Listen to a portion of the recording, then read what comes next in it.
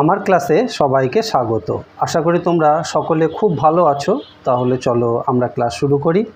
আজ আমরা ক্লাস 5-এর আমার গণিতের 139 পৃষ্ঠার অঙ্কগুলো করব। 138 পৃষ্ঠাতে আমরা সরল অঙ্কের নিয়ম সম্বন্ধে জেনেছি। সেখানে দেখেছি বদমাস এই নিয়মটা মেনে আমরা সরল অঙ্ক করব।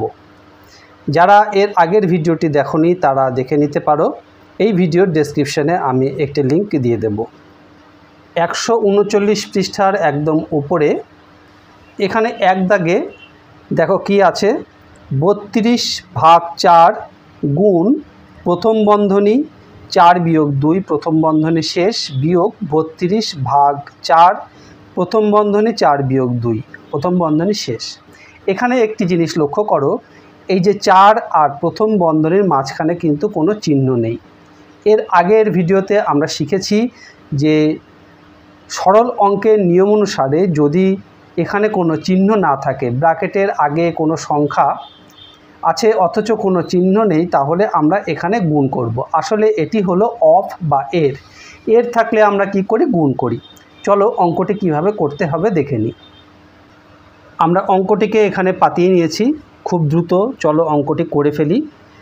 আমাদের প্রথম কাজ হবে প্রথম বন্ধনীর কাজ। প্রথম বন্ধনী এখানে দেখো দুটি আছে, তো দুটি আমরা করব। প্রথমে বাইরে যে অংশটি আছে সেই অংশটি যেমন আছে তেমন আমরা লিখে নিই। এখানে প্রথম বন্ধনীর ভিতরে 4-2 করলে আমরা 2 পাবো। তারপরে বিয়োগ 32/4। এবার এখানে কিছু নেই তাই আমরা এটিকে এর ধরে নেব, এর মানে গুণ, গুণ চিহ্ন দিলাম। এবার 4-2 করলে 2। দেখো এর আর গুণের ভিতরে তফাৎ কি, এখানেও কিন্তু গুণ আছে আর এখানেও গুণ, কিন্তু এই গুণটি হলো এর গুণ। এর হলে সেই কাজটি কিন্তু আমাদের আগে করতে হবে। তারপরে দেখো বাকি অংশ যেমন আছে তেমন আমরা রেখে দেব। রেখে দিয়ে আমরা এই গুণটি আগে করে নেব। 4-2 করলে কত হবে, 8। এবার সরল অঙ্কের নিয়ম অনুসারে আমাদের কি করতে হবে, এখানে আছে ভাগ বিয়োগ ভাগ আর এখানে গুণ। তো ভাগ থাকলে আগে ভাগের কাজটি করতে হবে।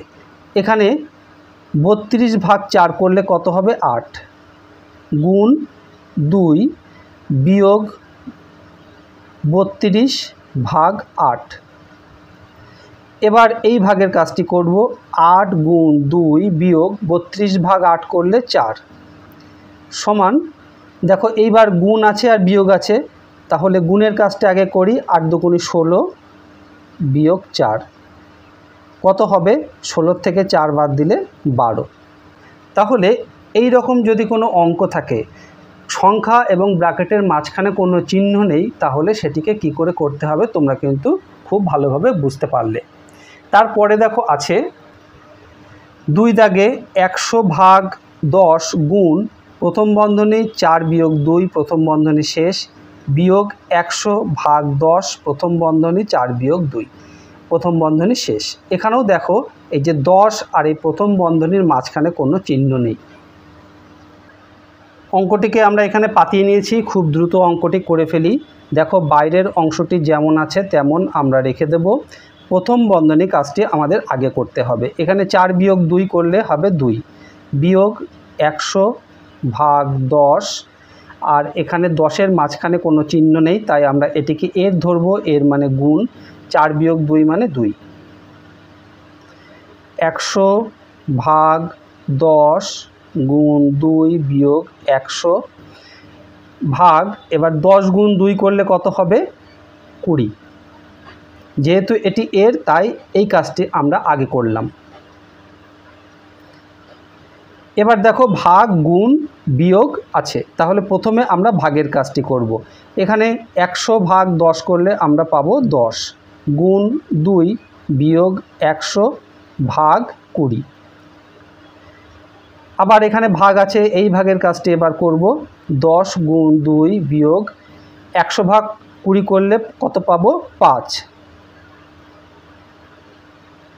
এবার দেখো গুণ আছে আর বিয়োগ আছে, তাহলে গুণের কাজটি আগে করি। 10 গুণ 2 = 20 বিয়োগ 5। 20 বিয়োগ 5 করলে আমরা পাবো 15। তারপরে 3 দাগে দেখো সাধনা, মোহিত ও সুতপা 3 জন ম্যাজিক দেখাচ্ছে। 15 জন ছেলে মেয়ে বসে খেলা দেখছে। ম্যাজিক দেখার পর প্রত্যেকে 2 টাকা করে দিল। যত টাকা উঠল সাধনা, মোহিত ও সুতপা সমান ভাগে ভাগ করে নিল। সাধনা, মোহিত ও সুতপা প্রত্যেকে কত টাকা করে পেল? দেখো অঙ্কটিকে যদি আমরা গণিতের ভাষায় প্রকাশ করি তাহলে এইভাবে প্রকাশ করতে হবে। দেখো 15 গুণ 2, 15 জন বসে খেলা দেখছিল, সবাই 2 টাকা করে দিয়েছে। তাহলে কত টাকা হলো? 15 গুণ 2। তাকে 3 ভাগ করতে হবে, কারণ 3 জনে মিলে সমান ভাগ করে নেবে। তাকে 3 ভাগ করা হয়েছে। তো অঙ্কটি করলে উত্তর আসছে 10 টাকা।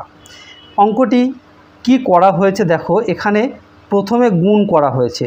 অঙ্কটি এখানে করাই আছে, তাই তোমাদের দেখায়। দেখো 15 গুণ 2 সমান 30, তারপরে ভাগ 3, 30 ভাগ 3 সমান 10 টাকা। কিন্তু আমরা শিখেছি কি প্রথমে ভাগের কাজ করতে হয়, তারপরে গুণের কাজ করতে হয়।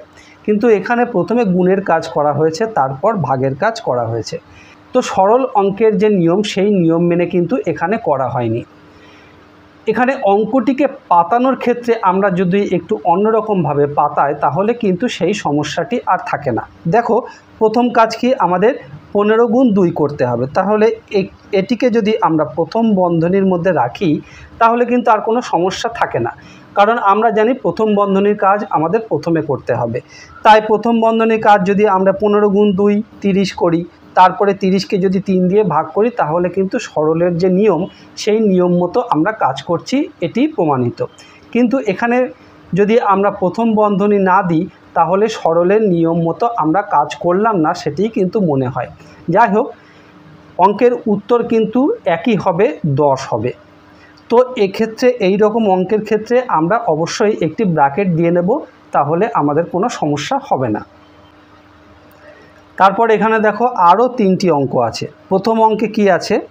প্রথম বন্ধনীর মধ্যে 12 ভাগ 3 যোগ 2, প্রথম বন্ধনী শেষ। আবার প্রথম বন্ধনী দিয়ে 8 গুণ 4 ভাগ 4 যোগ 2, প্রথম বন্ধনী শেষ। এখানেও দেখো এই দুটো বন্ধনীর মাঝখানে কিন্তু কোনো চিহ্ন নেই।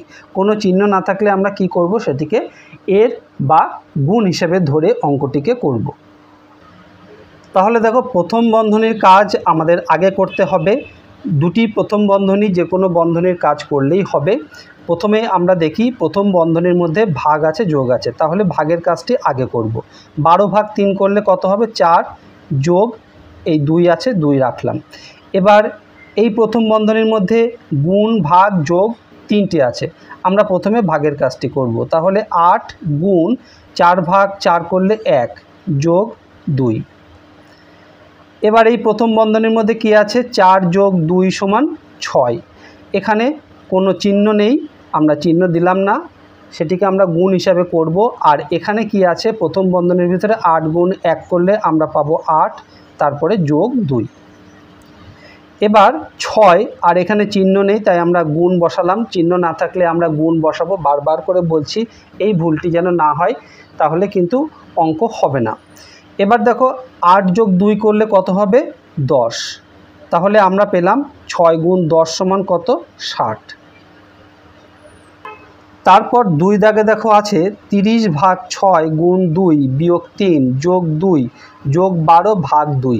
এখানে দেখো কোনো বন্ধনী নেই, তাহলে আমরা কি করব? পরপর করে যাব। আমরা প্রথমে ভাগ করে যাব। এখানে 30 ভাগ 6, আগে প্রথমে অঙ্কটিকে আমরা অন্য জায়গায় বসিয়ে নিই। এই অঙ্কের ক্ষেত্রে প্রথমে আমরা কি করব? প্রথমে এই ভাগের কাজটি করব। তো 30 ভাগ 6 করলে আমরা কত পাবো? 5। তারপরে আছে গুণ 2 বিয়োগ 3 গুণ 2 যোগ, এবার 12 ভাগ 2 করলে কত হবে? 6। ভাগের কাজটি আমাদের আগে করে নিতে হবে। তারপরে দেখো এখানে গুণ আছে আর এখানে একটি গুণ আছে, এবার গুণের কাজটি করব। 5 গুণ 2 করলে 10, তারপরে আছে বিয়োগ 3 গুণ 2 যোগ 6।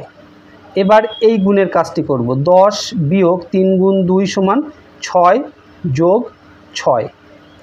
এবার দেখো 10 বিয়োগ 6 যোগ 6, এই বিয়োগ 6 আর যোগ 6 করলে 0 হয়ে গেল, তাহলে উত্তর কত হলো?